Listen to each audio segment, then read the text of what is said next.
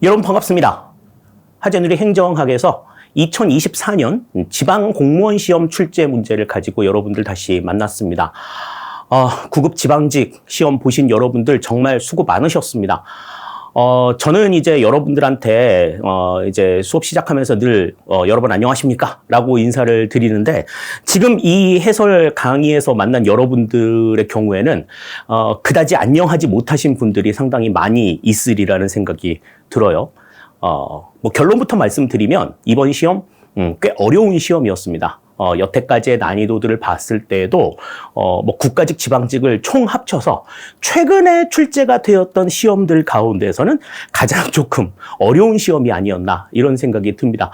기본서 밖에서 출제가 된 내용들도 있었고 그리고 깊이를 조금 더 더하는 문제들이 있었어요. 그렇기 때문에 여러분들이 문제를 보시면서 상당히 좀 많이 당황스러웠을 그러한 문제가 아니었나라는 생각이 듭니다. 특히 이제 뭐 앞부분보다는 뒷부분에서 훨씬 더 좀 많이 당황스러우셨을 것 같은데, 국가공무원 시험을 치르고 나서 이제 한 3개월 정도의 기간이 있었습니다. 3개월 만에 지금 우리가 지방공무원 시험을 보게 됐는데요. 그렇게 준비하는 기간이 상대적으로 길었던 만큼 문제의 난이도가 그렇게 쉽게 나오지는 않을 거다라고 하는 말씀을 제가 뭐 동형 모의고사를 준비하는 과정에서도 수차례 말씀을 드렸어요.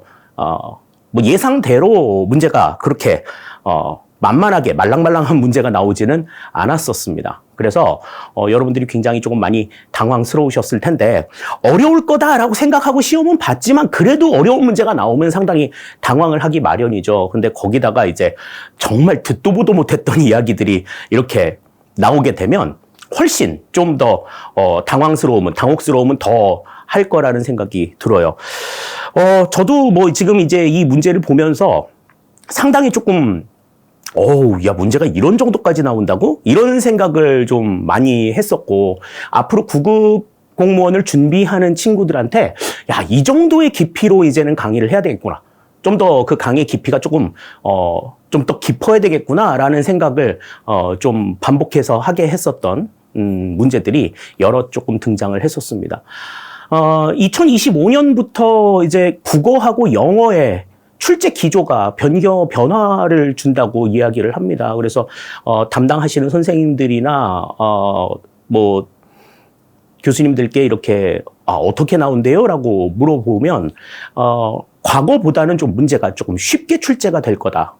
문제를 내는 어떤 수준이나 이런 것들이 다소 조금 낮아져서 국어나 영어에 대한 어떤 부담이 좀 한결 좀 더 가벼워질 수 있을 거다. 뭐 그런 말씀들을 해 주셔요.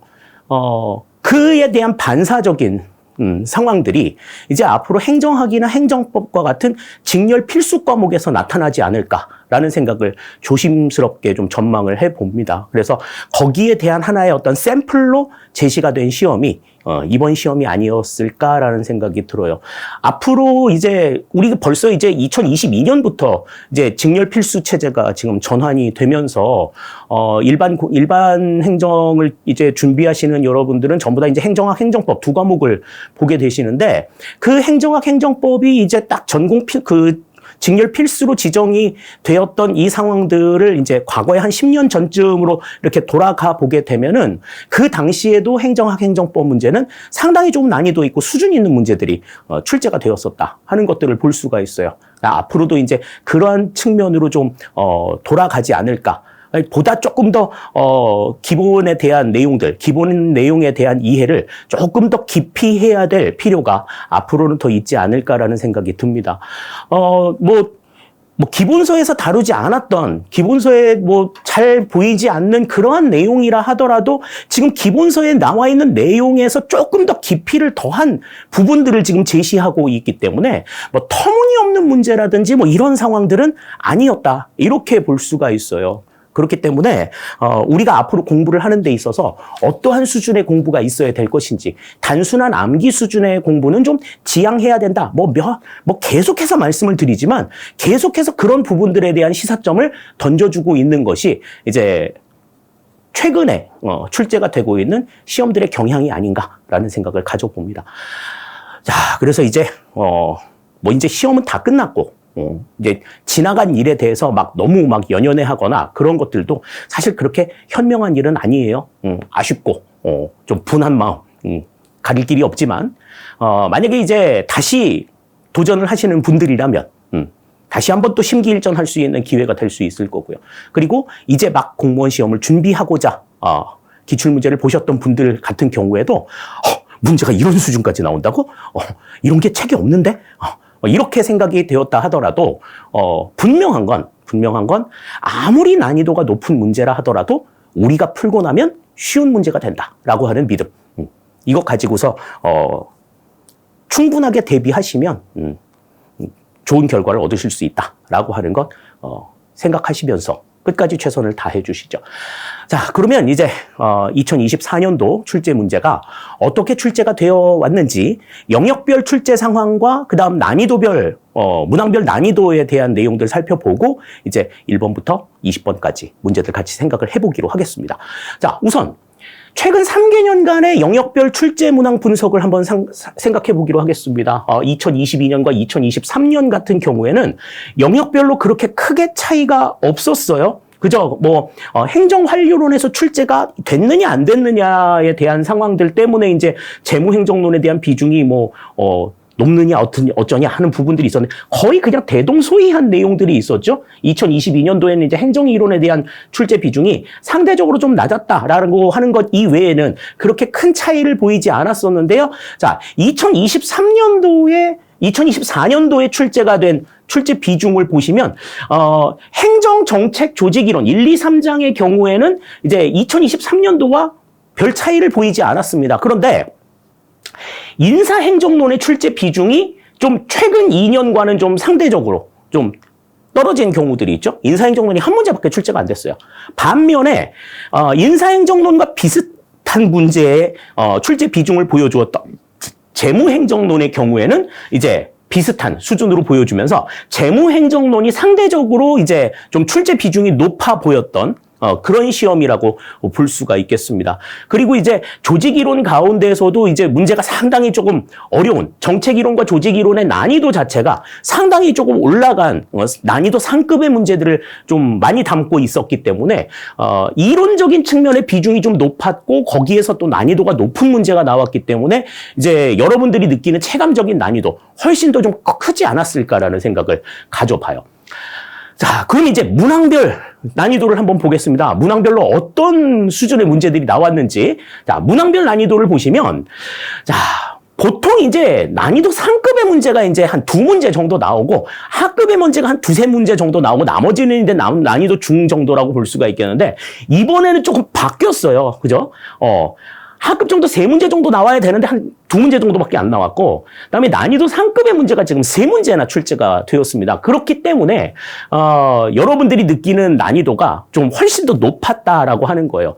거기다가 늘상 우리가 이제 어려운 문제 보더라도 쉬운 문제를 보더라도 평정심을 유지해야 된다 그렇게 얘기했는데 막상 딱 그 현장에서 시험 문제 딱 보게 되면 문제가 딱 어렵다 뭔 소리인지 모르겠다 이런 생각이 나오면 겁부터 덜컥 나잖아요. 그렇기 때문에 체감적으로 여러분들이 느끼는 난이도가 훨씬 더 높았을 거고 야 진짜 정말 손도 못 대겠더라 뭐 이런 생각들 하는 그런 반응들이 나올 수밖에 없었다. 이렇게 이제 우리가 생각을 할 수가 있겠습니다. 그러니까 전체적으로 이 난이도의 수준 자체도 상대적으로 이전에 비해서는 좀 높은 수준의 난이도를 보여줬다라고 하는 것이 이번 시험의 특징이라고 볼 수가 있겠어요. 자, 그러면 1번부터 어떤 내용들이 나왔는지를 지금부터 이제 같이 생각을 해보기로 하겠습니다. 정말 아무것도 모르는 내용인 건지 여러분들이 봤던 것처럼 진짜 정말 한 개도 손을 댈 수 없을 법한 그런 문제였는지 아니면 우리가 배우고 있던 기본적인 내용에서 조금 더 깊이를 더한 내용이었는지 그런 부분들을 이 시간에 이제 1번부터 같이 생각을 해보면서 살펴보기로 하시죠. 자, 문제 1번 보겠습니다. 자, 애덤스의 공정성 이론에 대한 설명으로 옳지 않은 것은 그랬습니다. 난이도 중으로 잡았어요. 자, 이 애덤스의 공정성 이론이라고 하는 것은 이제 동기부여 이론 가운데에서 과정 이론에 제일 처음에 나왔었던 이야기죠. 우리가 이제 형평성 이론 이렇게도 이제 설명을 했었는데, 자, 공정성 이론, 그 형평성 이론의 그 내용들을 이제 생각을 해보시면 어때요? 나하고 준거인물 사이의 관계에서 형평성이 유지가 되면 동기부여가 안 되지만 형평성이 깨졌을 때 동기부여가 발생한다. 그렇게 얘기를 했었죠. 자, 그러면 거기에 대한 설명이 옳지 않은 것 1번부터 봅니다. 투입과 산출의 비율을 준거인과 비교하여 공정성을 지각한다. 그랬습니다. 나하고 준거인 사이에 똑같은 투입이 있는데 그러면 똑같은 투입이 있다고 하면 산출도 똑같아야 한다. 이거를 비교해 보는 거죠. 그래서 공정성을 지각한다. 1번은 맞는 내용이 되겠습니다. 다음 2번. 불공정성을 느낄 때 자신의 지각을 의도적으로 왜곡하기도 한다. 그랬어요. 자, 불공정 차이가 있어. 차이가 있다라고 하면 내가 좀 노력을 덜 했나 보지. 뭐 이런 생각을 하는 거야. 그런 생각을 할 수도 있다라는 거죠. 그러니까 똑같이 공부했는데 누구는 80점 맞고 누구는 60점을 맞았어. 내가 조금 뭐 부족한 게 있었나 보지.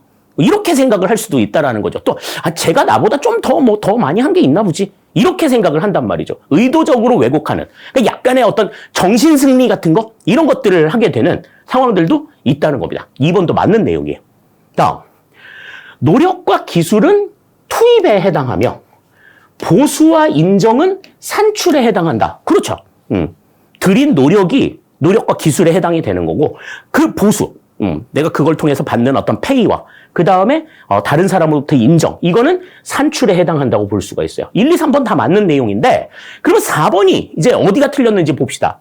자, 분명히 불공정성을 느낄 때 동기부여가 나타난다고 얘기를 했었죠. 자, 그러면 준거인과 비교하여 과소보상자는 불공정하다고 생각하고 과대보상자는 공정하다고 생각한다. 그랬는데 과소보상자가 나타나든지 과대보상자가 나타나든지 이 둘은 전부 다 뭐예요? 불공정성의 상태란 말이지. 자, 불공정성의 상태이기 때문에 과소보상을 받았든 과대보상을 받았든 전부 다 뭘 느끼는 거야? 불공정을 느끼는 거야. 형평의 상황이 깨진 상황에서는 전부 다 불공정을 느끼게 된다. 그러니까 과대보상자는 공정하다고 생각한다는 이야기가 틀린 이야기가 되는 겁니다. 따라서 1번의 정답은 4번이 되는 걸 우리가 생각을 할 수가 있겠어요. 지금 이 문제 같은 경우에는 상당히 기본적인 내용들을 여러분들이 충분히 이해하고 있다라고 하면 어렵지 않게 답을 낼 수 있는 그러한 내용이었다고 생각이 됩니다. 1번 정답 4번이 되겠고요. 다음 2번입니다. 공공선택 이론에 대한 설명으로 옳지 않은 것은 그랬습니다. 자, 공공선택 이론. 이거는 우리가 어떻게 말씀을 드렸었죠? 공공선택 이론에 대해서 늘상 이야기할 때 이 공공선택 이론은 개인의 이기적인 선택이 합리적이다. 이렇게 계산하는 거라고 이야기를 했었죠. 그래서 연구의 이론의 그 주 연구 대상이 개인이다. 조직 전체가 아니고 개인이다. 이렇게 이제 설명을 드렸었어요. 자, 그 내용들을 바탕으로 해서 이제 내용들을 좀 살펴보죠. 1번부터 봅니다. 인간을 이기적이고 합리적인 경쟁인으로 본다. 그렇죠. 이기적인 선택이 합리적이다. 이렇게 볼 수 있단 말이지. 1번 맞는 내용이 되겠고요. 다음 2번.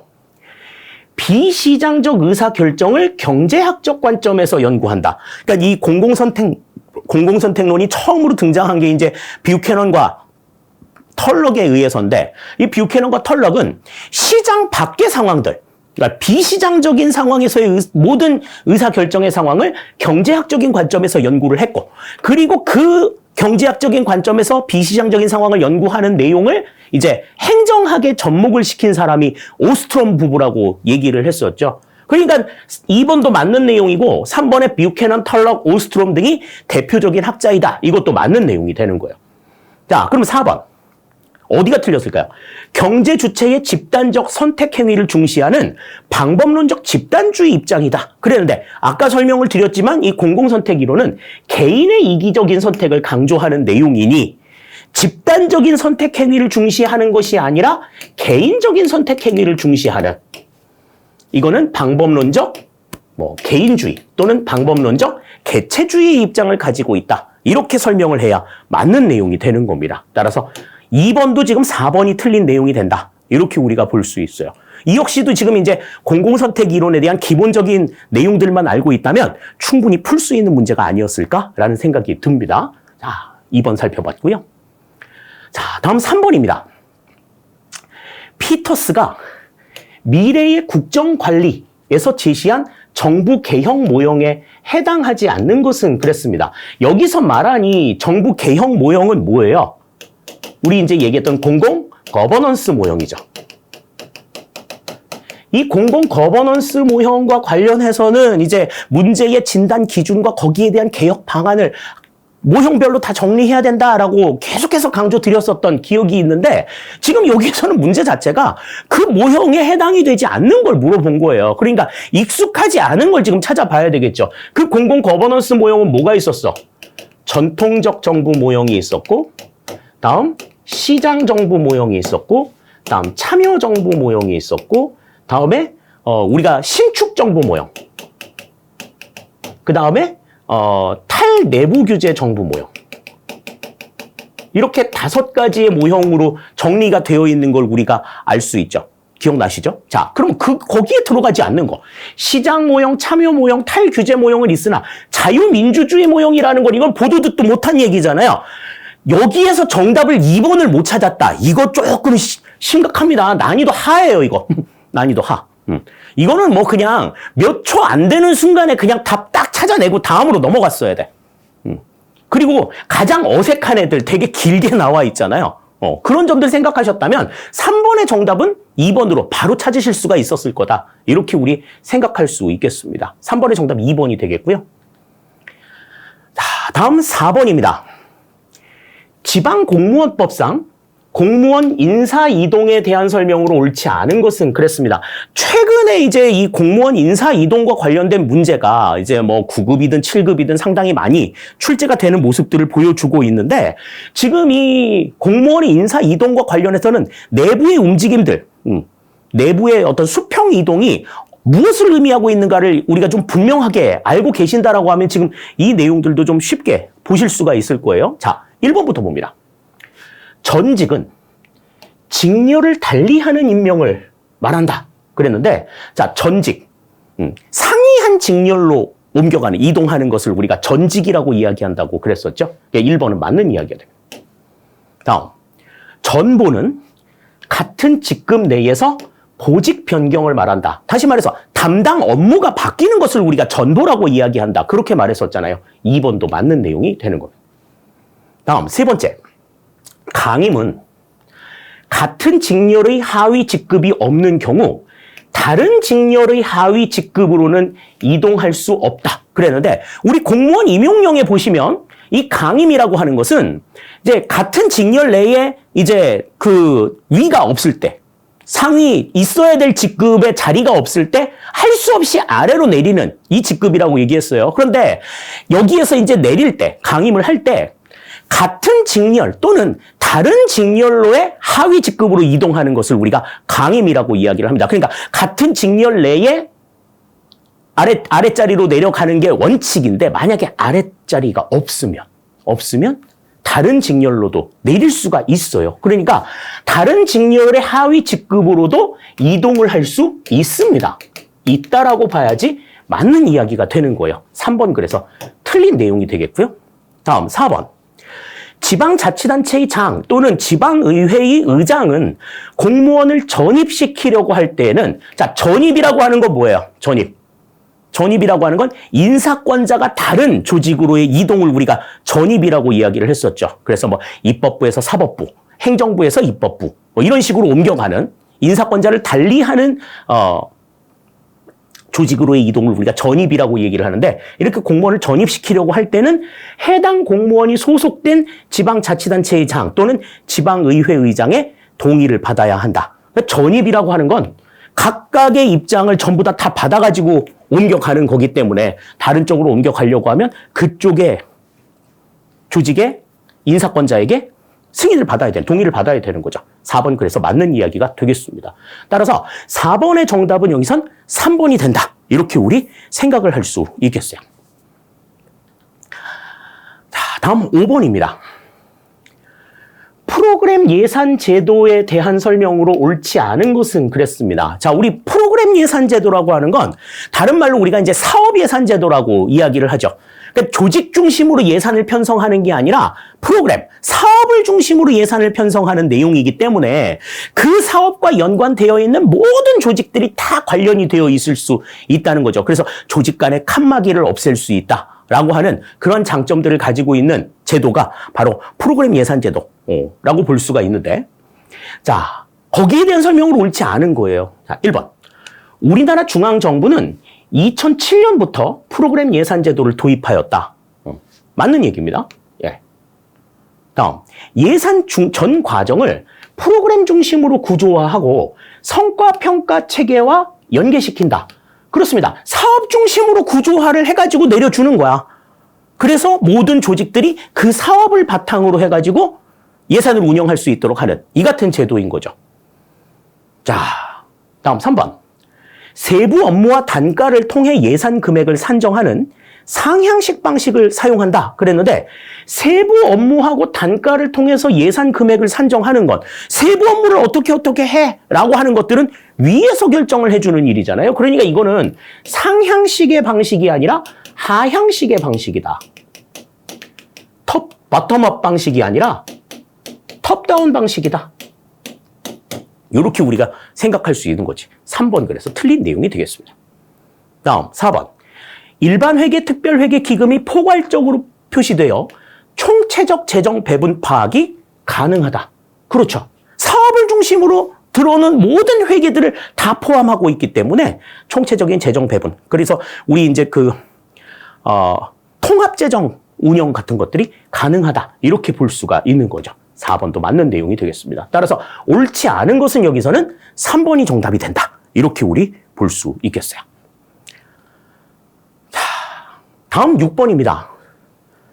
자, 사회적 형평성에 대한 설명으로 옳지 않은 것은 그랬어요. 이런 문제들 보면 이제 형평성 그래 많이 봤었어. 행정의 가치에서도 나왔었고, 그지? 수직적 형평성, 수평적 형평성 이런 거야. 막 이렇게 다 알아. 다 아는데 이런 문제들이 이제 덤비다가 이제 틀리는 경우들이 나오는 거죠. 자, 의외로 지금 많은 에러가 나왔던, 정답률이 상당히 좀 낮게 나왔던 문제가 바로 이 문제입니다. 왜 그렇게 됐는지 한번 볼게요. 자, 1번. 1968년 개최된 미노브룩 회의에서 태동한 신행정론에서 강조하였다. 미노브룩 회의에서 처음으로 이제 이 신행정론이 나왔다라는 거지. 그 신행정론에서 강조한 게 사회적 형평성이다. 왜? 자, 모든 국민의 모두의 문제 해결 수준을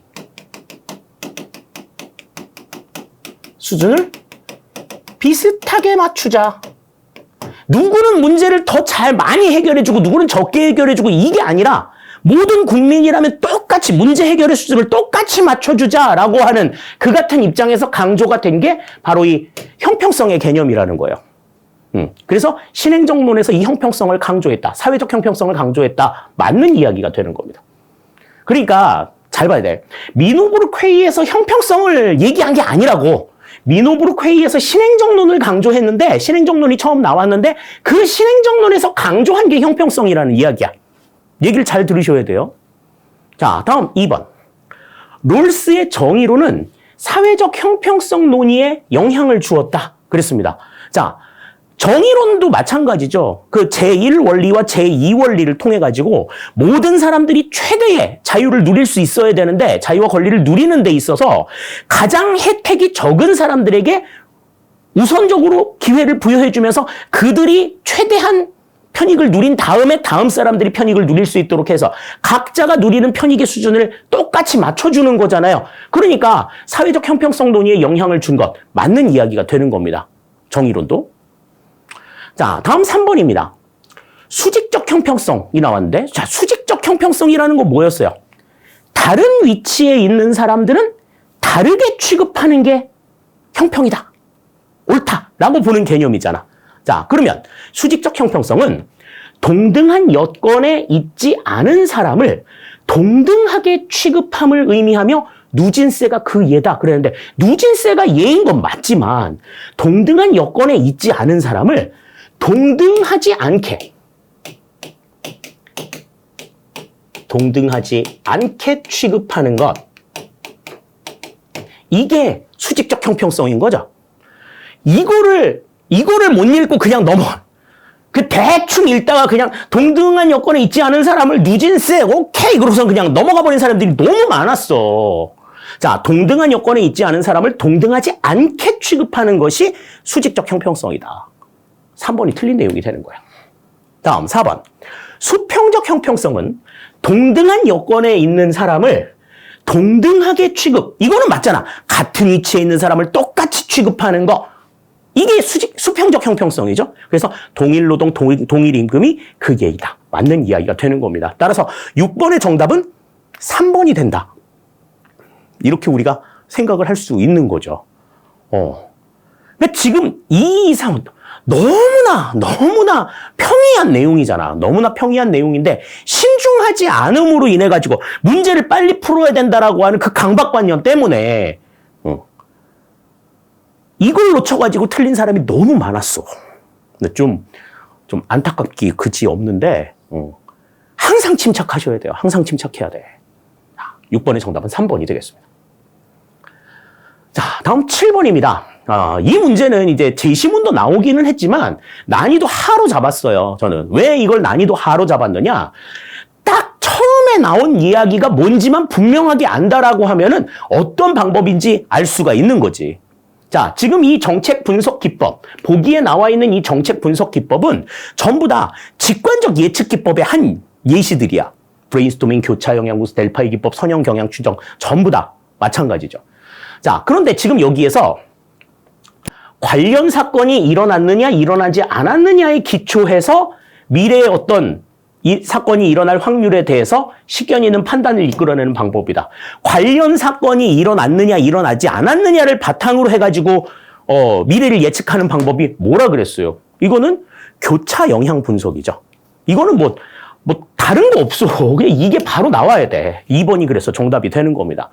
자, 브레인스토밍 같은 경우에는 이제 심리적 자유가 확보가 되어 있는 심리적 제한이 없는 자유로운 상태에서 정말 창의적이고 정말 이런 의견들을 무작위적으로 즉흥적으로 막 이렇게 내가지고 그 안에서 답을 찾는 거고, 델파이 기법 같은 경우에는 익명으로 격리된 전문가들에게 반복적인 질문들을 통해 가지고 그들의 의견들을 모아서 의견을 바탕으로 해가지고 대안을 선택하는 방법인 거고, 선형 경향 추정 같은 경우에는 과거의 어떤 데이터들, 과거의 어떤 추세를 바탕으로 해서 미래를 예측하는 이러한 방법들이죠.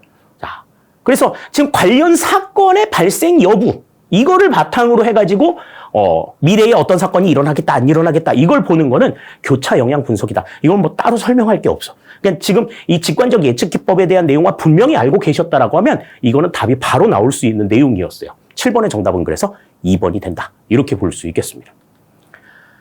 자, 다음 8번입니다.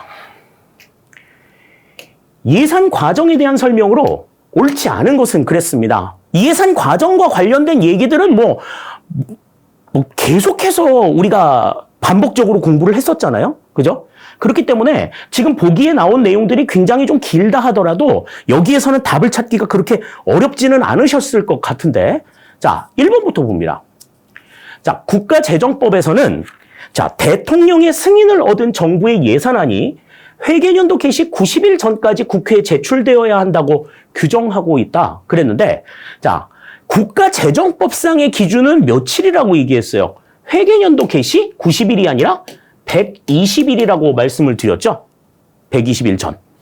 자, 회계연도 개시 190일 전까지 국회에 제출이 되어야 한다고 규정을 한 것은 이거는 헌법상의 규정이다. 그렇게 말씀을 드렸죠. 근데 엄연하게 국가재정법이라고 하는 근거까지 명시가 되어 있는 상황이라고 하면 이거는 뭐 빼도 박도 못하는 상황인 거지. 120일 전이다. 1번이 바로 틀린 내용이 되겠습니다. 다음 2번. 기획재정부 장관은 국무회의의 심의를 거쳐 대통령의 승인을 얻은 다음 연도의 예산안 편성 지침을 매년 3월 31일까지 중앙관서의 장에게 통보해야 한다. 그랬습니다. 예산안 편성 지침, 기금 운용 계획안 편성 지침을 전부 다 3월 31일까지 각 중앙관서에 내려줌으로써 단연도 예산에 대한 편성, 예산 편성이 시작이 된다. 이렇게 말씀을 드렸죠. 2번 맞는 이야기가 돼요. 자, 다음 3번. 국회 예산결산특별위원회는 소관상임위원회에서 삭감한 세출 예산의 각 항의 금액을 증가하게 하거나 새 비목을 설치할 경우 소관상임위원회의 동의를 받아야 한다. 그렇습니다. 그러니까 소관상임위원회 같은 경우에는 이제 예비심사 주체가 되는 거고, 예산결산특별위원회는, 국회 예산결산특별위원회는 이거는 종합심사의 주체죠. 그러니까 예비심사를 해가지고 깎았는데 그 깎은 걸 다시 원상 회복을 시켜야 된다. 그러면 깎은 사람들한테 이제 동의를 얻어야 되는 거지. 그래서 3번도 맞는 이야기. 다음 4번. 정부는 국회에 예산안을 제출한 후 부득이한 사유로 인하여 그 내용의 일부를 수정하고자 하는 때에는 국무회의 심의를 거쳐 대통령의 승인을 얻은 수정 예산안을 국회에 제출할 수 있다. 그래서 우리 이제 당초 예산안과 수정 예산안 구분이 된다고 말씀을 드렸죠? 4번도 맞는 이야기가 됩니다. 따라서 8번에서는 지금 여기서는 1번이 정답이에요. 긴 내용들이 있기 때문에 이걸 좀 더 다 살펴보려고 하면 시간이 좀 필요했겠지만 예산안 제출 시한, 국회 제출 시한 같은 경우에는 너무나 많이 얘기했던 그런 부분들이기 때문에 이런 문제들도 틀리기는 좀 쉽지 않다. 이렇게 이제 생각할 수 있겠어요. 8번의 정답은 1번이 된다. 이렇게 볼 수 있겠습니다. 자, 다음 9번 보죠. 신공공서비스론에 대한 설명으로 옳지 않은 것은 그랬습니다. 자, 신공공서비스론 같은 경우에는 신공공관리론과 어떻게 다른 입장들이 있는가 하는 걸 좀 주목해서 생각을 해야 된다라고 말씀을 드렸어요. 자, 보기 봅니다. 1번. 신공공관리론을 극복하기 위해 등장하였으며 비판 이론과 포스트 모더니즘을 활용한다. 신공공관리론의 오류를 극복하기 위해서 등장한 거 맞죠? 그리고 비판 이론과 포스트 모더니즘을 활용한다. 포스트 모더니즘 이론에 신공공 서비스론이 들어가는 것 우리 확인을 한 바가 있습니다. 1번은 맞는 이야기예요. 다음 2번. 공익은 시민의 공유된 가치에 대한 담론의 결과이다. 이거는 뭐 너무나 많이 얘기했었잖아요. 신공공관리론의 공익과 신공공서비스론의 공익이 다르다라고 얘기하면서 신공공서비스론의 공익은 공유 가치에 대한 담론의 결과다 얘기했었잖아요. 그죠? 2번도 맞는데요. 다음 3번. 정부는 노젓기보다 방향잡기에 집중하면서 시민에게 더 많은 권력을 부여해야 한다. 그랬는데 노젓기보다 방향잡기에 집중한다라고 하는 거는 뭐에 대한 이야기였어? 이거는 신공공관리론의 입장이죠. 이건 신공공관리론에 대한 설명이다. 그러면 신공공서비스론은 정부의 역할을 뭘로 봤어요? 방향잡기보다 직접 서비스해라. 서빙을 강조했잖아. 신공공서비스론은 직접 봉사를 강조했죠. 그래서 전통 정부는 노젓기, 신공공관리로는 방향잡기, 신공공서비스로는 직접 봉사, 정부의 역할이 이렇게 나누어진다라고 하는 것 말씀을 드렸어요. 그러니까 3번은 확실하게 아닌 거지. 신공공서비스론이 아니다. 신공공관리론의 입장이다. 이렇게 봐야 되겠고요. 다음 4번. 정부 관료는 헌법과 법률, 정치 규범, 시민에 대한 대응성을 중요시해야 한다. 그러니까 자, 헌법과 법률이나 정치 규범과 같은 것들이 엄격하게 갖춰져 있지만 시민에 대한 대응, 시민에 대해서는 좀 더 배려가 있어야 된다라는 거야. 그게 무슨 얘기였어? 그 신공공 서비스론의 원칙 가운데에서 책임성은 단순한 것이 아니다. 라는 것을 인지해라. 그 얘기 있었잖아요. 그 책임성이라고 하는 것은 헌법이나 법률, 정치 규범 이런 것들 지키는 것도 중요하지만 이 시민에 대한 대응, 좀 시민에게 좀 배려적이어야 한다. 데나트가 주장했던 대표적인 내용이 바로 그 내용이란 말이에요. 따라서 4번 맞는 이야기가 된다. 이렇게 볼 수 있겠습니다. 따라서 9번에서는 지금 3번이 지금 틀린 내용이 된다. 이렇게 우리 볼 수 있겠습니다. 자, 다음 10번입니다.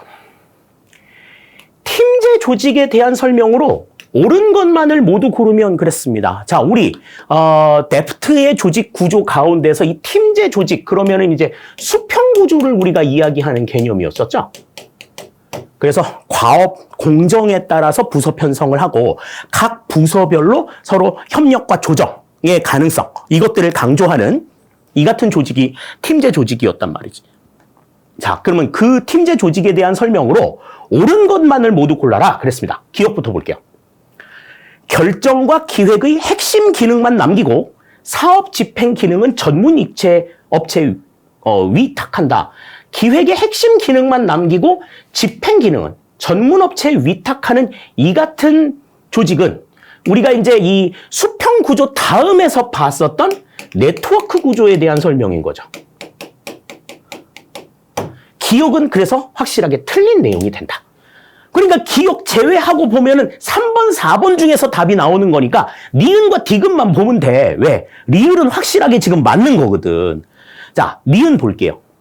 역동적 환경 변화에 유연하게 적응하고 신속한 문제 해결이 가능하다. 그렇죠. 유연한 적응과 신속한 문제 해결은 각각의 공정상에서 협의를 통해 가지고 과업을 수행하는 방법들을 결정하기 때문에 이거는 팀제 조직, 수평 구조에서 나타내는 특징이라고 볼 수가 있어요. 니은은 맞는 이야기가 됩니다. 자, 그러면 3번, 4번에서 니은 있는 거 3번밖에 없네. 그죠? 자, 기술 구조 부문이 중심이 되고 작업 과정의 표준화가 주요 조정 수단이다. 기술 구조 부문이 조직이 되고 과업 과정의 표준화를 강조했던 내용은 데프트의 조직 구조에서 가장 앞서서 나왔던 기능 구조. 그죠?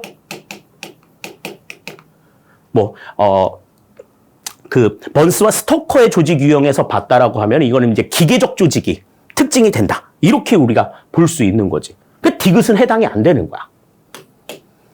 다음, 관료제의 병리를 타파하고 업무 수행에서 새로운 의식과 행태의 변화 필요성으로 등장하였다. 관료제의 병리를 타파하자 하는 입장들. 이거는 수평 구조의 입장과 맞다. 이렇게 볼 수가 있겠습니다. 따라서 10번의 정답은 니은과 리을을 고른 3번이 정답이 된다. 이렇게 우리가 생각을 할 수 있겠어요.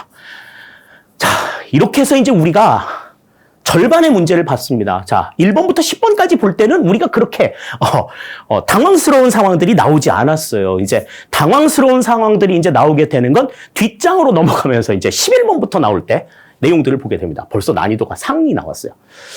자, 옹호 연합 모형, 정책 옹호 연합 모형, 정책 지지 연합 모형. 우리가 이제 이렇게 설명을 하는데 거기에 대한 설명으로 옳은 것만을 모두 골라라. 그렇게 이야기를 했는데요. 자, 지금 이 내용 자체가 굉장히 조금 아리까리합니다. 특히 이제 디귿과 리을이 무슨 소리인지 이거 정말 헷갈리는데 이렇게 생각하셨던 분들이 많았으리라는 생각이 들어요. 자, 기억부터 보시면 정책 하위 체제에 초점을 맞추어 정책 변화를 이해한다. 이 부분이 틀렸다라고 생각하는 사람들은 없었을 것 같습니다. 일단 기억은 기본적으로 맞다 하는 걸 일단은 생각을 하셨을 거예요. 자, 그러면 일단 3번, 4번은 아웃이 되었을 거고 니은과 리을의 상황들이 무엇이냐? 요걸 이제 보셨을 텐데 정책 지향 학습은 옹호연합 내부만 아니라 옹호연합 사이에서도 발생한다. 이것도 우리가 이제 기본적으로 그냥 알고 있는 내용들입니다. 그렇기 때문에 지금 기억과 니은이 지금 다 맞는 내용이 된다. 이렇게 이제 볼 수가 있어요. 근데 이제 문제는 디귿과 리을이 여러분들을 혼동시켰다라는 거지. 이 디귿과 리을의 내용은 조금 여러분들이 내용들을 좀 보실 필요가 있습니다. 자, 정책 지지연합 모형의 신념 체계와 관련해서는 신념 체계는 세 가지의 구조로 구분이 되어 있어요. 규범적인 핵심 신념과 정책 핵심 신념, 그리고 2차적인 측면, 그러니까 부차적인 측면들이 되는 거지. 자, 규범적 핵심 신념이라고 하는 것은 되게 절대적인 신념이야. 그러니까 우리가 가지고 있는 신념 가운데서 바뀔 수 없는 신념들인 거지. 그래서 이 규범적인 핵심 신념을 바탕으로 해가지고 정책 핵심 신념이 나오고 정책 핵심 신념을 바탕으로 해가지고 이제 2차적 측면들이 나오게 된단 말이죠. 그래서 규범적인 핵심 신념은 모든 정책에 적용이 되는 근본 가치다. 어떤 특정한 정책에만 적용이 되는 게 아니라 모든 정책에 보편적으로 적용이 될 수 있는 굉장히 절대적인 가치란 말이에요. 그래서 가장 인간의 자유평등 인권에 대한 기본적인 생각을 가지고 있는 게 규범적인 핵심 신념인 거고 그 규범적인 핵심 신념 아래에서 그럼 그 내용들을 어떻게 달성할 거냐? 그 규범적인 핵심을 달성하기 위한 기본 전략을 얘기하는 근본적인 정책 시각을 우리가 정책 핵심 신념이라고 이야기를 합니다. 다음에 이제 2차적인 측면 같은 경우에는 이러한 정책 핵심 신념을 담기 위한 어떤 수단적인 부분들을 이야기하죠. 행정규칙, 예산 배분, 규정 해석과 같은 정책 핵심 집행을 위해서 필요한 도구. 이걸 우리가 2차적 측면이라고 이야기를 한단 말이지. 자, 정책 지지연합의 신념 체계에 대한 이해가 있었다라고 하면 디귿, 리을을 푸는 게 그렇게 어려운 일이 아니에요. 자, 다시 문제 보겠습니다. 자, 일단 지금 기역, 니은은 맞다고 이야기를 했었죠? 자, 디귿부터 보겠습니다. 행정규칙, 예산 배분, 규정의 해석에 대한 결정은 정책 핵심 신념과 관련된다. 그래, 지금 이 용어 자체가 뭔지를 알았어야 돼. 자, 이거는 지금 정책 핵심 신념이 아니라 2차적 신념에 대한 내용이죠. 우리가 앞에서 봤지만 이건 2차적 신념에 대한 내용이니까 디귿은 해당이 안 되는 거고. 다음, 신념 체계 구조에서 규범적 핵심 신념은 관심 있는 특정 정책 규범에 적용이 된다. 그런데 아까 우리 봤었지만 규범적인 정책 신념은 특정 정책에 적용이 되는 게 아니라 모든 정책에 적용이 된다. 모든 정책 규범에 적용이 되고 2차적 측면보다 변화 가능성이 적다. 그러니까 2차적 측면보다는 정책 핵심 신념이, 정책 핵심 신념보다는 규범적 핵심 신념이 변화의 가능성은 점점점 떨어지기 때문에 2차적 측면보다 변화 가능성이 적다라고 하는 이 두 번째 내용은 맞는 이야기예요. 맞는 이야기인데 이 규범적 핵심 신념은 모든 정책에 공통적으로 들어갈 수 있는 규범이다. 그렇게 생각하기 때문에 리을은 틀린 내용이 되는 겁니다. 따라서 여기에서는 지금 기역, 니은을 담고 있는 1번이 정답이 돼요. 사실 디귿, 리을을 몰라도 답을 맞출 수는 있었지만 기본적으로 이제 이 내용들이 지금 언급이 되었다라고 하는 것은 앞으로 시험에서 이 정책 지지연합 모형을 설명할 때는 이 부분까지도 알아야 된다라고 하는 것들을 이제 메시지를 던져주는 거야, 지금. 그러니까 앞으로 다음에 이제 공부를 하시는 여러분들의 입장에서는 이 부분들까지도 좀 알아두셔야 된다 하는 것 생각을 하셔야 되겠습니다. 자, 다음 12번입니다. 공직자윤리법에서 규정하고 있는 것만을 모두 고르면 그랬습니다. 지금 이제 의무와 관련된 내용들이 나와 있는데 이것도 우리가 이제 동형 모의고사에서도 얘기했었지만 국가공무원법에서 제시하고 있는 의무사항 13가지. 그 다음 공직자윤리법에서 제기하고 있는 의무사항 5가지. 분명하게 구분을 해둬야 된다라고 말씀을 드렸잖아요. 그 문제가 지금 나와 있는 거예요. 자, 공직자윤리법에서 규정하고 있는 의무는 아까도 말씀을 드렸지만 5가지가 있었습니다. 뭐가 있었지? 일단 재산 등록 및 등록 재산 공개의 의무가 있고, 다음에 이해충돌 방지 의무가 있고, 다음에 세 번째가 보유 주식의 백지 신탁 의무가 있고, 다음에 퇴직 공무원의 취업과 취급 업무 제한의 의무가 있고, 마지막으로 하나 더 이야기하면 이제 수수한 선물, 외국으로부터의 선물 수수를 했을 때 선물에 대한 신고, 선물 신고 및 인도의 의무가 있었어요. 이렇게 5가지가 있었습니다. 공직자윤리법에서 규정하고 있는 공무원의 의무는 이렇게 5가지입니다. 자, 그러면 이 내용을 바탕으로 해서 봤을 때 이해충돌 방지 의무는 공직자윤리법에서 규정하고 있는 거고, 등록 재산의 공개, 그죠? 재산 등록과 등록 재산의 공개 의무도 공직자윤리법에서 규정하고 있는 의무가 되겠죠? 그래서 1번이 지금 여기서는 정답이 된다. 이렇게 볼 수 있습니다. 종교 중립 의무나 품위 유지 의무는 전부 다 국가공무원법에서, 이건 전부 다 이 2개는 국가공무원법에서 규정하고 있는 의무사항이에요. 따라서 12번의 정답은 1번이 된다. 이렇게 우리가 볼 수 있겠습니다. 그러니까 이런 문제들은 뭐 어렵지 않았을 거예요. 그죠? 이런 문제들 틀린다라고 하면은 조금 준비하시는 입장에서 조금 좀 치밀하지 못했다. 이렇게 이제 우리가 생각할 수 있겠습니다. 자, 다음 13번입니다. 밑줄 친 연구에 해당하는 것은 그랬습니다. 여기 이제 이 연구를 이야기하는 거죠. 네. 자, 이 연구에서는 정책과 성과를 연결하는 모형에 정책 기준과 목표, 집행에 필요한 자원, 조직 간 의사소통과 집행 활동, 집행기관의 특성, 경제사회 정치적 조건, 정책 집행자의 성향이라는 변수를 제시하였다. 그랬는데 뭐야 이거? 이렇게 생각했을 수 있어요. 자, 우리가 이제 봤었던 게 이제 립스키의 일선 관료제 연구와 사바티와 마스메니안의 집행 과정 연구를 봤었고, 반미터와 반호른의 정책 집행 과정 연구 같은 경우에는 2022년도의 문제에서 보기로 제시가 된 바가 있었습니다. 자, 그런데 지금 여기에서 이 같은 내용들을 제시하고 있는 내용이 뭐냐 하는 거예요. 그래서 우리가 이제 정답을 지금 4번으로 잡고 있는데, 자, 지금 여기 이 연구와 관련된 반미터와 반호른의 정책 집행 모형을 한번 볼게요. 이거는 정책 집행 단계에서 행태에 영향을 미치는 심리적인 요인들을 중심으로 해서 정책 집행 연구 이론을 제시를 했는데, 그때 이제 변수로 제시를 한 게 정책의 목표와 기준, 정책을 수행하는 데 있어서 필요한 자원, 그리고 조직 간의 의사소통이나 집행 활동, 집행 기관의 특성, 정치, 경제, 사회적인 상황, 다음에 이 집행자의 성향, 이게 전부 다 어우러져서 이제 뭐가 이루어지는 거야?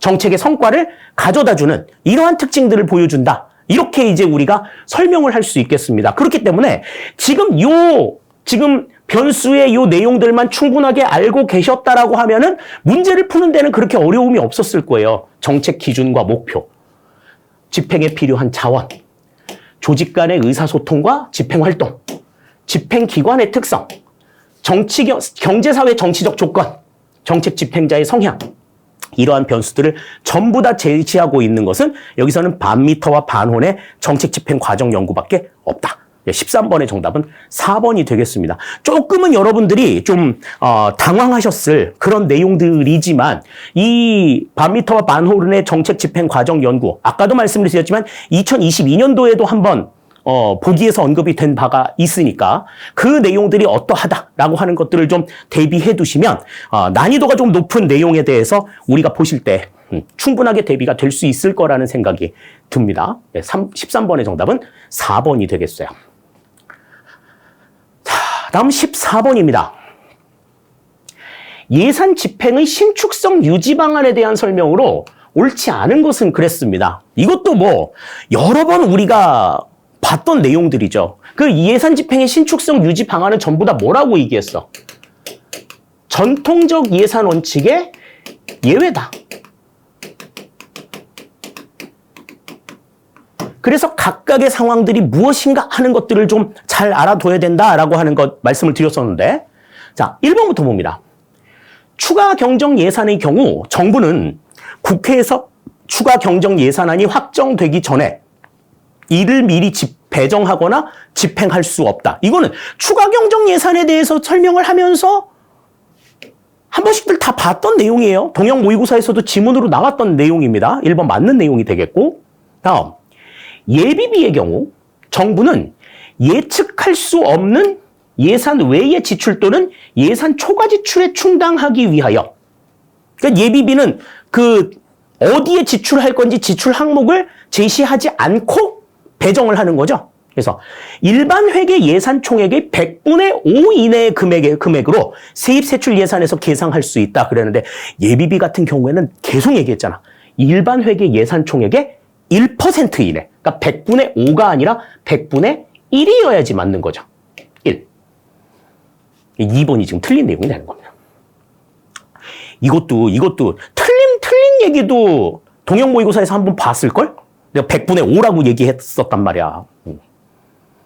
자, 다음 3번. 계속비의 경우 국가가 지출할 수 있는 연한은 그 회계연도로부터 5년 이내이나 사업 규모 및 국가 재원 여건을 고려하여 필요한 경우에는 10년 이내로 할 수 있다. 계속비 같은 경우는 기본적으로 5년이다. 근데 이제 10년으로 늘릴 수 있다는 얘기죠. 3번 맞는 이야기가 되겠고, 다음 4번. 각 중앙관서의 장은 예산의 목적 범위 안에서 재원의 효율적 활용을 위하여 대통령령으로 정하는 바에 따라 기획재정부 장관의 승인을 얻어 각 세항 또는 목의 금액을 전용할 수 있다. 그랬습니다. 그러니까 이거는 지금 국회의 동의는 없는 거죠. 기획재정부 장관의 승인을 얻어가지고 새 항목, 행정과목의 융통을 이야기하는 거잖아요. 그러니까 전용이 맞는 이야기가 되는 거예요.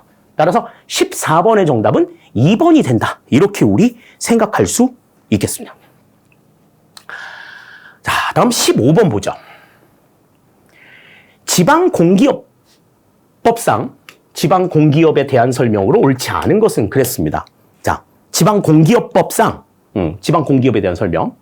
자, 지방공기업법상의 지방공기업은 이제 정부 직영기업이 있고 그 다음에 공사나 공단이 있다. 그렇게 얘기했었는데, 자, 1번 지방직영기업의 관리자는 해당 지방자치단체의 공무원으로서 지방직영기업의 경영에 관하여 지식과 경험이 풍부한 사람 중에서 지방자치단체의 장이 임명한다. 그랬습니다. 지방직영기업의 관리자 같은 경우에는 공무원이다. 그죠? 그 내부 조직 안에서 운영이 되는 상황이다. 그래서 각 그 지방자치단체의 수도과가 상하수도 사업을 담당하고 있는 직영공기업이다. 이렇게 말씀을 드렸었죠. 1번 맞는 내용이 됩니다. 다음 2번.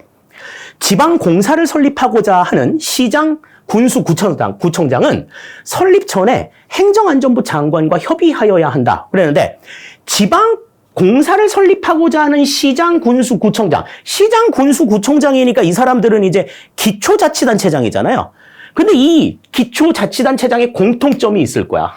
지방공사 설립을 하려고 하면 이 시장, 군수, 구청장이 담당하고 있는 기초자치단체는 인구가 50만 이상이어야 돼요.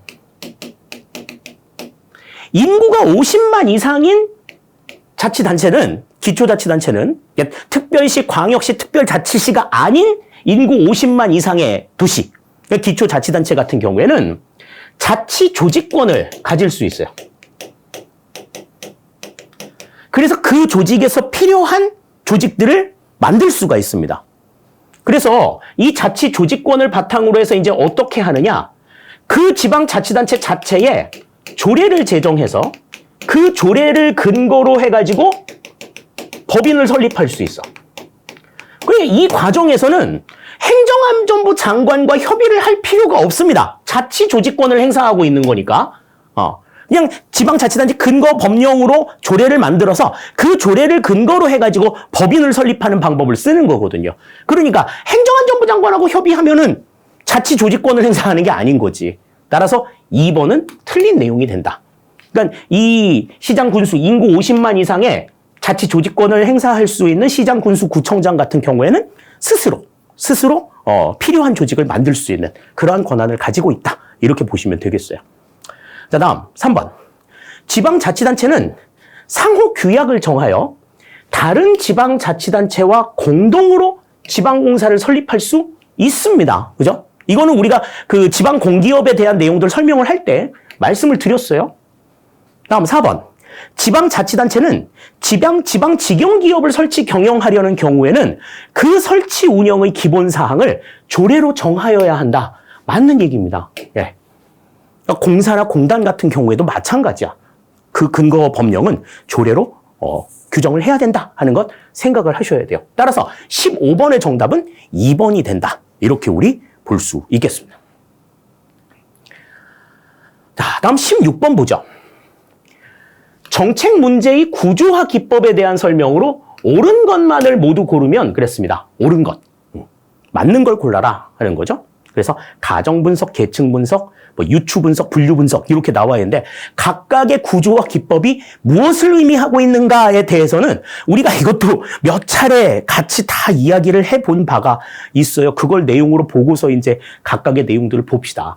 자, 기억. 가정 분석은 문제 상황의 가능성 있는 원인, 개연성 있는 원인, 행동 가능한 원인을 식별하기 위한 기법이다. 그랬는데, 자, 문제 상황에 대해서, 할 수 있겠다. 벌어질 수 있겠다. 개연성이라고 하는 건 이제 뭐예요? 그럴만하다. 이론적으로는 그럴만하다. 실제로 그렇게 될 수 있을지는 모르겠지만, 그럴만하다 하는 거. 다음, 행동 가능한 원인은 바로바로 실제로 움직일 수 있는 원인. 이런 거죠. 그러니까 가능성이 있다라고 하는 건, 말은 그럴듯하네. 실제로는 안 돼. 이렇게 보는 거고. 개연성은 실제로도 일어날 가능성이 없지는 않겠다 하는 거고, 행동 가능한 원인은 진짜로 일어날 수 있어 이렇게 보는 원인인 거야. 이렇게 각각의 원인을 이렇게 구분을 해놓은 분석을 우리는 계층 분석이라고 이야기합니다. 가정 분석이 아니라 이거는 계층 분석에 대한 내용이에요. 니은이 내용이 올라가 있어야 맞는 얘기가 되겠는데. 자, 다음 니은 계층 분석은 정책 문제에 관해 서로 대립되는 가정의 창조적 통합을 목표로 하는 방법이다. 그러니까 대립되는 가정의 이야기가 나왔으니까 지금 니은의 얘기가 가정 분석에 대한 내용인 거죠. 그러니까 지금 기억하고 지금 니은은 서로 지금 바뀌어 있어야지 맞는 이야기가 되는 겁니다. 기억이 계층 분석, 니은이 가정 분석이 되는 거죠. 이 기억 니은이 다 틀린 내용이네. 그럼 기억 니은 들어간 걸 다 없애면, 기억 니은이 들어간 걸 다 없애면 남은 정답은 디귿 리을밖에 없는 겁니다. 시넥틱스, 유추 분석은 자, 문제들 사이에 유사한 관계를 인지하는 것이 분석가의 문제 해결 능력을 크게 증가시킬 것이라는 가정에 기초한 거다. 그러니까 유사한 관계를 바탕으로 해가지고 이것도 그렇게 될 거야 미루어 짐작하는 이 같은 방법인 거죠. 디귿 맞는 이야기. 분류 분석은 문제의 상황을 정의하고 분류하기 위해서 사용되는 개념을 명확하게 하기 위한 기법이다. 기본서에 나와 있는 정의가 그대로 언급이 되어 있습니다. 디귿과 리을은 그래서 맞는 이야기가 되는 거예요. 16번의 정답 4번이 되겠습니다. 자, 다음 17번입니다. 직무평가 방법에 대한 설명으로 옳지 않은 것은 그랬습니다. 자, 직무평가라고 하는 것은 직무에 대한 상대적 수준을 구분하는 이 같은 개념이라고 말씀을 드렸었죠. 그래서 이제 뭐 분류법, 서열법, 점수법, 요소 비교법 뭐 여러 가지 방법들이 나와 있었는데, 자, 1번부터 봅니다. 분류법은 미리 정해진 등급 기준표를 이용하는 비계량적 방법이다. 자, 맞는 얘기죠. 미리 정해진 등급 기준표, 비계량적인 방법이다. 왜? 그 등급의 기준 자체가 객관적으로 측량할 수 있는 계량적인 상황이 아니기 때문에 그래요. 1번 맞는 이야기다. 다음 2번. 서열법은 비계량적 방법으로 직무의 수가 적은 소규모 조직에 적절하다. 그렇죠. 직무의 수가 적어야지 서열을 맞춰도 될 수가 있지. 막 36,500개 있는데 막 32,300등하고 32,301등하고 막 이런 구분하고 막 복잡하잖아. 그러니까 서열수 같은 경우에는 직무의 수가 적은 소규모 조직에 적절하다. 맞는 이야기가 됩니다. 다음 3번. 점수법은 직무와 관련된 평가 요소를 선정하고 각 요소별로 중요도를 부여하는 과정에서 계량화를 통해 명확하고 객관적인 이론 증명이 가능하다. 그랬는데 점수법도 분류법과 마찬가지로 관련된 평가 요소를 선정하고 요소별 중요도를 선정하는데 이 중요도를 부여하는 과정에서는 평가자의 주관이 개입이 될 가능성이 높다. 객관성을 확보할 수가 없기 때문에 객관적인 의론적 증명이 가능하다고 볼 수가 없어요. 그러니까 이 중요도를 부여하는 과정에서 계량화가 이루어지지 않고 이제 평가자의 주관이 개입이 될 수 있다. 평가자의 주관이 개입이 될 수가 있어서 명확하고 객관적인 이론적 부분이 곤란하다. 이렇게 볼 수가 있죠. 이게 이제 점수법의 한계다. 이렇게 설명을 드렸었어요. 3번은 그래서 틀린 이야기가 됩니다. 다음 4번.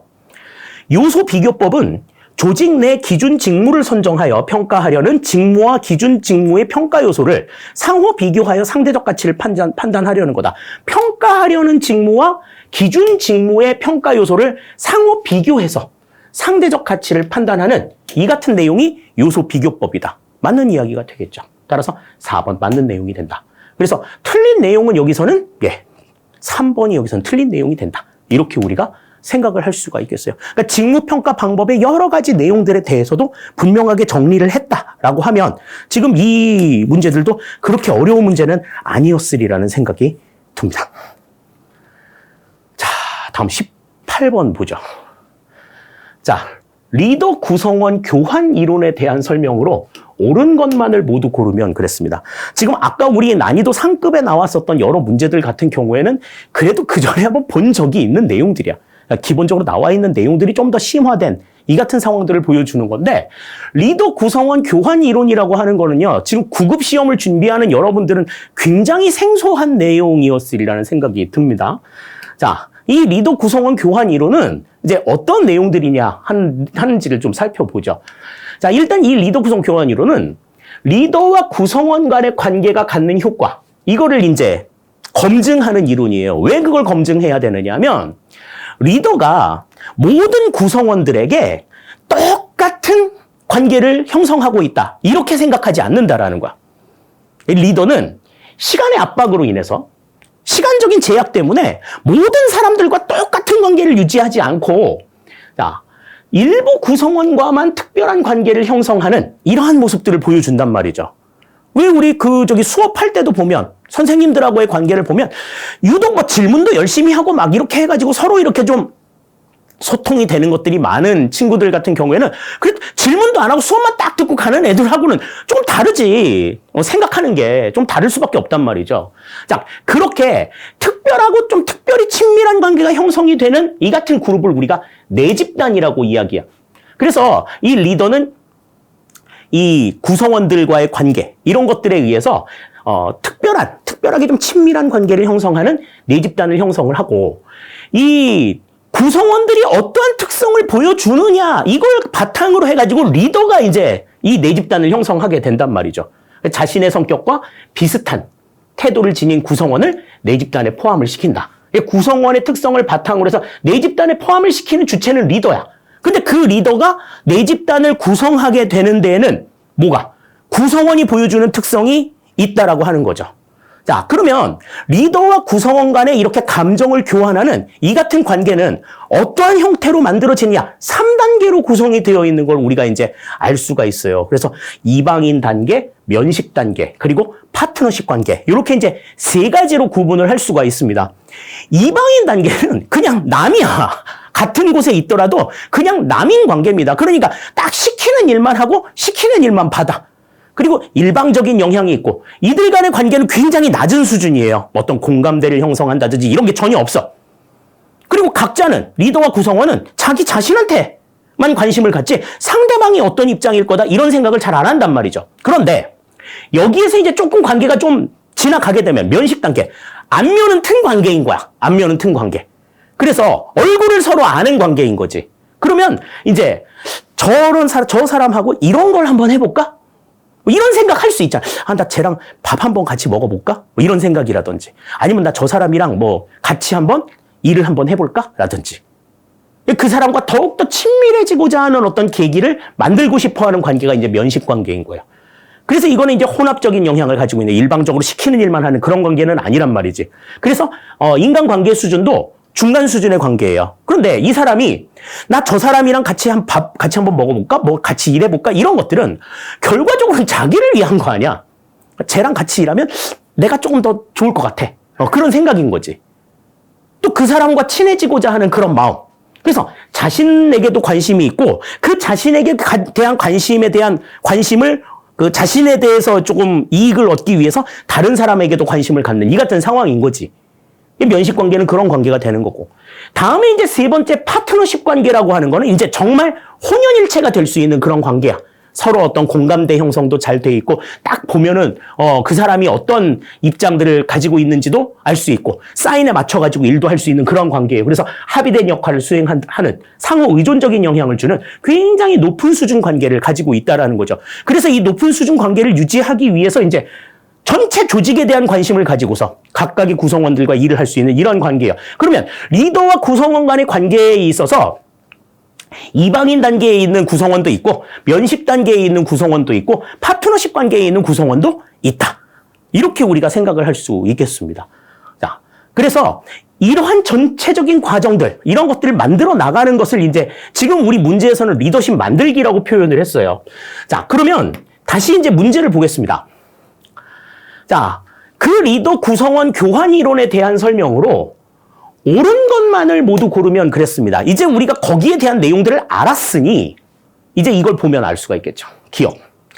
내 집단에 속한 구성원이 많을수록 집단의 성과가 높아진다고 본다 그랬습니다. 자, 내 집단은 어떤 사람이었어요? 그러니까 굉장히 좀 공감대가 형성이 잘 되고 합이 잘 맞는 사람들, 나하고 조금 잘 맞는다 싶은 사람들을 이렇게 모아가지고 만들어 놓은 집단이 내 집단인 거지. 그런 구성원이 많을수록 집단 성과가 높아지겠죠. 기억 맞는 얘기입니다. 다음, 니은. 리더와 구성원이 파트너십 관계로 발전하는 과정을 리더십 만들기라 한다. 아까 이방인 단계, 면식 단계, 그 다음에 파트너십 단계였죠. 그래서 그 파트너십 관계로 발전하는 그 과정을 리더십 만들기라 한다. 니은도 맞는 이야기가 되는 거예요.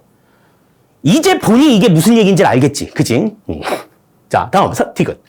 리더가 모든 구성원을 차별 없이 대우하는 공정성을 중시한다. 모든 구성원을 차별 없이 대우하는 공정성을 중시하는 이 같은 내용들은 과거의 리더십인 거지. 전통 리더십에 해당이 되는 내용이다. 오늘날의 현대적인 리더십에서는 모든 구성원에게 똑같은 관계를 부여하기가 어렵다. 이 가정 아래에서 나오는 게 리더 구성원 교환 이론이라는 거야. 디귿은 그래서 틀린 내용이 되는 거야. 다음. 리더와 구성원이 점점 높은 도덕성과 동기 수준으로 서로를 이끌어가는 상호 관계를 중시한다. 여기에서는 그 구성원이 모든 구성원이 아니야. 그렇게 되는 사람들도 있고 아닌 사람들도 있는 거잖아요. 그러니까 점점 더 높은 도덕성과 동기 수준으로 서로를 이끌어가는 상호 관계. 이거는 내 집단에만 허용이 되는 내용이기 때문에 전체적인 내용이라고 보기는 어렵다. 따라서 18번에도 이 리을도 맞는 내용은 아니라고 볼 수가 있어요. 따라서 18번에서는 지금 옳은 것만 골라라 그러면 기역과 니은. 따라서 여기선 1번이 정답이 된다. 이렇게 볼 수가 있겠습니다. 여러분들이 이 리더 구성원 교환 이론에 대해서 다른 곳에서 보셨으면 알 수가 있었겠지만 그렇지 않았으면 이 문제는 상당히 좀 멍하게 만드는 문제였을 거예요. 그래서 난이도 상으로 잡았고 그리고 찍어서 맞추지 않는 한 맞추기는 좀 쉽지 않았을 것 같다라는 생각이 듭니다. 그러니까 이 같은 이 리더 구성원 교환 이론, 아까 얘기했던 모든 구성원들에게 똑같은 관계를 형성하지 않고 다른 관계들을 규정한다. 그런 점에서 이제 그런 내용들을 바탕으로 해서 우리가 이제 배웠었던 무슨 거래적 리더십이나 서번트 리더십이나 그 다음에 셀프 리더십이나 이런 서번트 리더십, 진정성 리더십 이런 것들이 전부 다 나타나게 되었다라고 하는 거죠. 그 같은 주요 리더십 이론의 기저에 있는 현대 리더십의 근본적인 기본을 가져다주는 이론이 바로 리더 구성원 교환 이론이다. 이렇게 우리가 생각을 하시면 되겠습니다. 18번의 정답은 1번이었어요. 자, 다음 19번입니다. 정책학의 발달에 대한 설명으로 옳지 않은 것은 그랬습니다. 요것도 이제 걸려 넘어질 수 있는 그러한 어떤 덫이 조금 얕게 깔려 있는 그런 문제였어요. 자, 1번부터 보죠. 1951년 정책 지향이라는 논문은 정책학의 정체성 확립에 기여하였다. 라스웰이 쓴 이 폴리시 오리엔테이션이라고 하는 논문을 통해서 정책학이라고 하는 게 처음으로 등장했다고 말씀을 드렸죠. 1번은 맞는 내용이 되겠습니다. 다음 2번. 라스웰은 1971년 정책학 소개에서 맥락 지향성, 이론 지향성, 연합학문 지향성을 제시하였다. 그랬는데 이것도 우리 이제 문제를 풀면서 상당히 조금 여러 번 몇 번 본 적이 있어요. 라스웰이 이 정책학의 특징을 이제 이야기하면서 제시가 된 세 가지의 이야기는 자, 일단 이 정책이라고 하는 것은 문제 해결을 지향한다. 그렇게 이야기를 했었죠. 그 문제 해결 지향성을 강조했었는데 자, 맥락 지향성 있습니다. 그리고 이론 지향성, 연합학문 지향성을 얘기했는데 맥락 지향성과 연합학문 지향성은 맞는데 이론 지향성이 아니라 문제 지향성. 문제 지향성을 강조했다라고 얘기하죠. 그래서 문제와 맥락과 연합학문을 지향했다. 이렇게 이제 이야기를 했어요. 그래서 이론 지향성이라고 하는 것이 틀린 이야기가 됩니다. 따라서 2번 틀린 내용이 되겠고 다음 3번. 1980년대 정책학의 연구는 정책 형성, 집행, 평가, 변동 등 다양한 분야로 확대되었다. 그래서 우리가 이제 정책 이론을 배울 때 그 정책의 전반적인 과정들을 전부 다 살펴볼 수 있었던 거죠. 3번 맞는 이야기. 다음 4번. 드로우는 정책 결정 단계를 상위 정책 결정, 정책 결정, 정책 이후 결정으로 나누는 최종 모형을 제시하였다. 최종 모형의 특징은 뭐였어요? 경제적 합리성과 영감 직관과 같은 초합리성을 정책 결정의 인자로 인정한 내용이죠.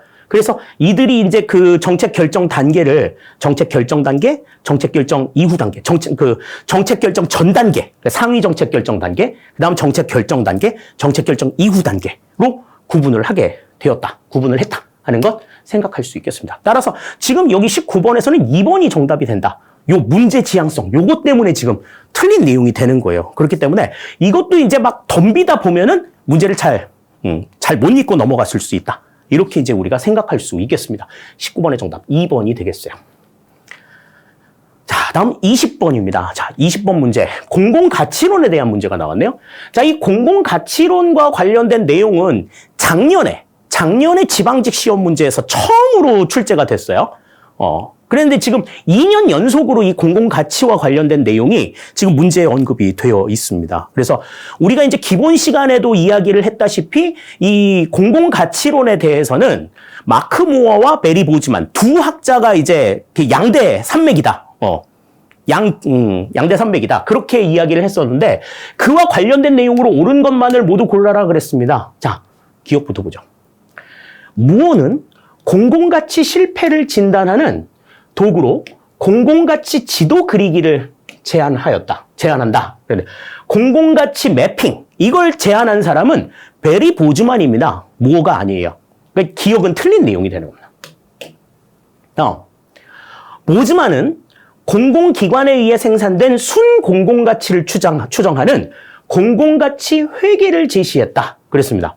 자, 이 공공가치 회계, Public Value Account, Public Value Account라고 하는 거는 Public Value Scorecard와 마찬가지로 마크 무어가 공공가치의 성과를 측정하기 위한 지표로 제시한 내용이에요. 그러니까 니은도 보즈만이 아니라 무어가 되겠습니다. 그러니까 지금 기억하고 니은은 서로 지금 바뀌어 있어야지 맞는 이야기가 되는 거예요. 그러니까 이 공공가치 회계와 공공가치 평가표, 요거는 마크 무어가 2003년도에 공공가치에 대한 어떤 측정 기준으로 제시한 내용이에요. 무어가 제시한 공공가치라고 하는 게 굉장히 조금 그 뜬구름 잡는 것 같고 손에 잡히지 않는 그런 내용들이기 때문에 그 공공가치를 어떻게 우리가 알 수 있냐 했을 때 거기에 대한 보완적인 측면으로 제시를 한 것이 Public Value Account 그리고 Public Value Scorecard, 이렇게 이제 두 가지다. 이렇게 이제 볼 수가 있어요. 그런데 이제 이 베리 보즈만 같은 경우에는 공공가치 자체가 성공을 했느냐 실패했느냐에 대한 실제적인 부분에 조금 더 관심을 가지고 성공적인 공공가치 구현을 이루기 위해서는 어떻게 해야 될 것인가 라고 하는 어떤 경로를 제시한 게 바로 이 공공가치 매핑, 퍼블릭 밸류 매핑이라고 하는 거야. 지도 그리기라고 하는 거죠. 그러니까 각자의 입장이 서로 지금 뒤바뀌어 있다. 그러니까 기억, 니은은 틀린 내용이 되는 거예요. 자, 다음 디귿. 전략적 삼각형 모델은, 그러니까 마크 무어가 제시한 전략적인 삼각형, 우리 기본서에도 나와 있었죠. 자, 정당성과 지지, 운영 역량, 그 다음 공공가치로 구성된다. 세 가지로 구성이 된다. 이렇게 볼 수가 있어요. 디귿 맞는 내용이 되겠고. 다음 리을. 시장과 공공부문이 공공가치 실현에 필수적으로 요구되는 재화와 서비스를 제공하지 못할 때 공공가치 실패가 일어난다. 이거 누가 얘기했어? 공공가치 실패를 언급한 사람은 베리 보즈만이에요. 맞는 이야기가 됩니다. 따라서 지금 20번에서는 디귿과 리을이 맞는 내용, 기억, 니은은 뒤바뀌어 있는 거다. 따라서 20번의 정답은 4번이 된다. 이렇게 우리가 생각할 수 있겠습니다. 자, 이렇게 해서 이제 우리가 20문제까지 전부 다 살펴봤습니다. 문제를 풀어가는 과정에 있어서도 우리가 이제 봤을 때 이 문제를 이해하기 위해 가지고 흡수하는 것과 단순하게 암기해 가지고 머리에다가 새기는 것은 본질적으로 정말 다르다라고 하는 걸 문제를 다시 풀면서도 우리가 지금 알 수가 있어요. 그러니까 지금 이 내용 자체를 머릿속에 새겨가지고, 머리에 새겨가지고 그 새긴 내용만 달달달달 외워가지고 시험을 본다라고 하는 건 이제는 정말 옛날 얘기가 돼버린 거야. 옛날 얘기가 돼버린 거야. 뭐 간혹 어떤 분들이 그런 얘기해요. 우리는 학문하는 학자가 아니야. 행정학을 그렇게까지 배울 필요는 없어. 그렇게 얘기하시는데 맞습니다. 맞아요. 그렇게 막 그 깊이 있게 막 이렇게 막 파고들어라. 그런 얘기가 아니야. 그런 얘기가 아니라 나와 있는 내용을 정말 마음으로 받아들여야 된다라는 거지. 마음으로 받아들여야 된다. 그래서 그 자체를 소화시켜가지고 완전히 내 걸로 만들어서 내 언어로 표현할 수 있는 그런 정도까지로는 만들어야 된다라고 하는 겁니다. 학자는 그 정도까지, 그 이상을 바라는 거거든요. 근데 그 정도의 공부를 해야 된다. 그러면 꼭 뭐 우리가 학자야 막 이런 식으로 얘기하는 사람들이 있는데 그럴 것 같으면 아예 공부를 하질 말아야지. 분명하게 말씀드리지만 여러분들이 지금 막 공부하는데 뭐 공시를 준비하는 데 있어서 정말 그 바이블처럼 생각하는 그 암기, 이거는 인공지능이 이제는 여러분들보다 훨씬 더 잘할 수 있어요. 그런 능력을 가지고 있는 사람을 뽑을 것 같으면 정부에서는 그냥 인공지능을 여러분들의 위치에 그냥 배치만 하려고 하지 사람을 뽑으려고 하지 않을 거란 말이죠. 그러면 그런 인공지능을 이기려고 하는, 그 인공지능을 뛰어넘을 수 있는 인간의 능력을 발휘하려고 하면 배운 내용들을 충분하게 소화해서 여러분들 것으로, 여러분들의 방식으로 표현할 수 있는 그러한 학습이 이루어져야 된다. 그러니까 앞으로의 공무원 시험에서의 문제를 풀어나가는 과정에 있어서는 그러한 역량들까지도 요구를 하고 있다라고 하는 것을 지금 이 시험에서는 보여주는 거예요. 그러니까 암기 위주로 문제를 공부를 하셨던 분들, 기출 문제 막 200문제, 300문제 막 돌려치기 해가면서 막 뺑뺑이 돌았던 뭐 이런 사람들, 그런 공부가 이제는 더 이상은 여러분들에게 합격을 보장해 줄 수 없다 하는 겁니다. 그런 방식, 패턴의 변화, 이런 것들을 이제 조금 오롯이 보여준 시험이 이번 2024년도 지방 공무원 시험이 아니었나라는 생각이 들어요. 대체적으로 봤을 때 그 기본적인 어떤 내용을 벗어난 그런 문제들은 그렇게 많지 않았습니다. 그렇게 많지 않았고, 뭐 지금 리더 구성원 교환 이론이라든지 뭐 이런 부분들은 조금 생소한 문제였지만 나머지 문제는 풀어가는 데 있어서 우리가 이제 봐왔던 동형 모의고사나 예상 문제나 기출 문제의 범위를 그렇게 크게 벗어난 문제들이 아니었단 말이에요. 다만 표현하는 방식들이 조금 달랐는데 암기에 치중해가지고 외운 내용만 알고 있다라고 하면 그 밖에 다른 내용으로 설명한, 다른 방식으로 표현한 내용들을 받아들이기가 어렵단 말이지. 그런 과정에 그런 식으로 공부하셨던 분들 가운데는 이번 시험에서 70점 이상을 받기 쉽지 않으셨을 거예요. 그런데 정말 이걸 내 방식대로 이해하고, 내 방식대로, 그게 무슨 개똥 철학이든지 정말 옳은 상황이든지 내 방식대로 이해를 해가지고 올바른 방향으로 내용들을 정립하셨다라고 하면 기본적으로 80점 이상은 충분하게 받으실 수 있었을 그런 내용이다. 이렇게 볼 수 있습니다. 그러니까 앞으로의 공부 방식을 어떻게 해야 될 것인가에 대한 생각 다시 한번 정립해 주시고 앞으로의 시험도 대비를 해 주시기를 당부를 드릴게요. 시험을 보신 여러분들 수고 정말 많이 하셨고 또 그리고 원하는 바의 점수를 얻으신 분들 굉장히 축하드릴 일이지만 원하는 점수를 받지 못하신 분들의 입장에 있어서도 그 원하는 점수를 받지 못한 그 자체가 여러분들의 실수나 여러분들의 어떤 잘못은 아니다. 방법의 문제였다. 방법만 바꾸면 여러분들도 얼마든지 고득점을 얻으실 수 있다. 난이도와 상관없이 고득점을 받을 수 있는 그러한 학습이 이루어져야 된다라고 하는 반성 속에서 여러분들이 공부하는 패턴들을 과감하게 변화를 시켜주실 것을 당부를 드리겠습니다. 자, 이렇게 해서 이제 2024년도 9급 지방공무원 시험 출제 문제 해설 여기서 모두 마치도록 하겠습니다.